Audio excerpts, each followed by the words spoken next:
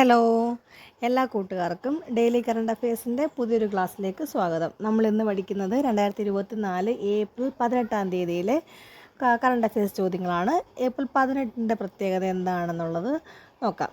April 18 എന്ന് പറയുന്നത് നമ്മൾ ലോക പൈതൃക ദിനമായിട്ട് ആചരിക്കുന്ന ദിവസമാണ് ഏപ്രിൽ 18. എല്ലാ വർഷവും ഏപ്രിൽ 18 ലോക പൈതൃക ദിനമായിട്ട് ആചരിക്കുന്നത്. അതായത് സ്മാരകങ്ങളുടെയും സൈറ്റുകളുടെയും അന്താരാഷ്ട്ര ദിനമായിട്ടാണ് ഏപ്രിൽ 18 നമ്മൾ ആഘോഷിക്കുന്നത്. അപ്പോൾ ഈ സ്മാരകങ്ങളുടെയും പൈതൃകമായിട്ടുള്ള സ്ഥലങ്ങളുടെയും അതിൻ്റെ വൈവിധ്യത്തെക്കുറിച്ചും അതിൻ്റെ പ്രത്യേകതകളെക്കുറിച്ചുമൊക്കെ നമ്മൾ ജനങ്ങളിൽ അവബോധം സൃഷ്ടിക്കുന്നതിന് വേണ്ടിയിട്ടാണ് ലോക പൈതൃക ദിനം നമ്മൾ ഏപ്രിൽ 18 തീയതി ആചരിക്കുന്നത്. ഓക്കെ, അടുത്ത ചോദ്യം. ഏത് തെക്കേ അമേരിക്കൻ രാജ്യത്തിനാണ് ഇന്ത്യ ഡോർണിയർ 228 വിമാനങ്ങൾ കൈമാറിയത്? ഏത് തെക്കേ അമേരിക്കൻ രാജ്യത്തിനാണ് ഇന്ത്യ ഡോർണിയർ 228 വിമാനങ്ങൾ കൈമാറി? അത് ഗയാനയാണ്. ഗയാന. അടുത്ത ചോദ്യം. 2024 ഏപ്രിലിൽ കുവൈറ്റിൻ്റെ പുതിയ പ്രധാനമന്ത്രിയായിട്ട് നിയമിതനായത് ആര്? 2024 ഏപ്രിലിൽ കുവൈറ്റിൻ്റെ പുതിയ പ്രധാനമന്ത്രിയായിട്ട് നിയമിതനായത് ഷെയ്ഖ് അഹമ്മദ് അബ്ദുള്ള അൽ സബാഹ്. ഷെയ്ഖ് അഹമ്മദ് അബ്ദുള്ള അൽ സബാഹ് ആണ് കുവൈറ്റിൻ്റെ പുതിയ പ്രധാനമന്ത്രിയായിട്ട് നിയമിതനായത്. അടുത്ത ചോദ്യം.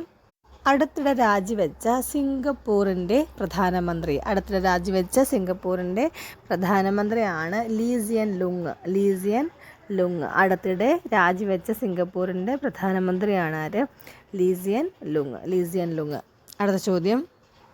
IPL ചരിത്രത്തിലെ ഏറ്റവും ഉയർന്ന ടീം സ്കോർ നേടിയത് ആരാണ്? IPL ചരിത്രത്തിലെ ഏറ്റവും ഉയർന്ന ടീം സ്കോർ നേടിയത് സൺറൈസേഴ്സ് ഹൈദരാബാദിനാണ്. IPL ചരിത്രത്തിലെ ഏറ്റവും ഉയർന്ന ടീം സ്കോർ നേടിയത് ആർക്കാണ്?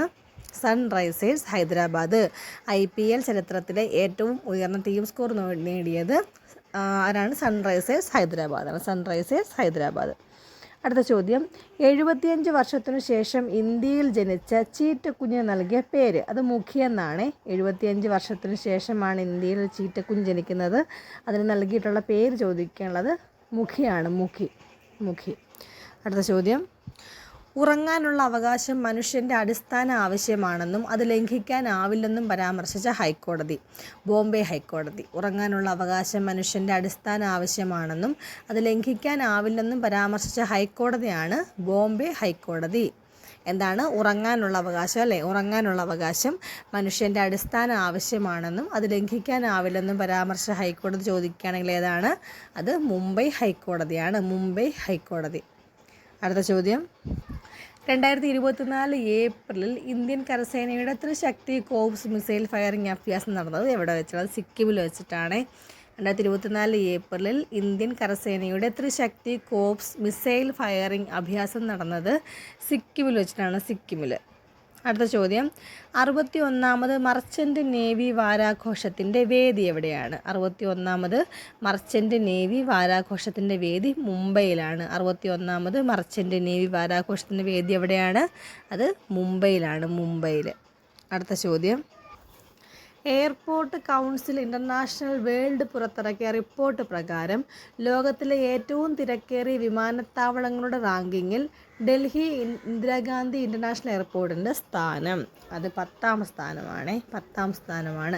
Airport council international world ACI airport council international ACI world പുറത്തിറക്കിയ റിപ്പോർട്ട് പ്രകാരം ലോകത്തിലെ ഏറ്റവും തിരക്കേറിയ വിമാനത്താവളങ്ങളുടെ റാങ്കിങ്ങിൽ ഡൽഹി ഇന്ദിരാഗാന്ധി ഇൻ്റർനാഷണൽ എയർപോർട്ടിൻ്റെ സ്ഥാനം അത്രയാണ് 10ാം സ്ഥാനമാണുള്ളത്. 10ാം സ്ഥാനം.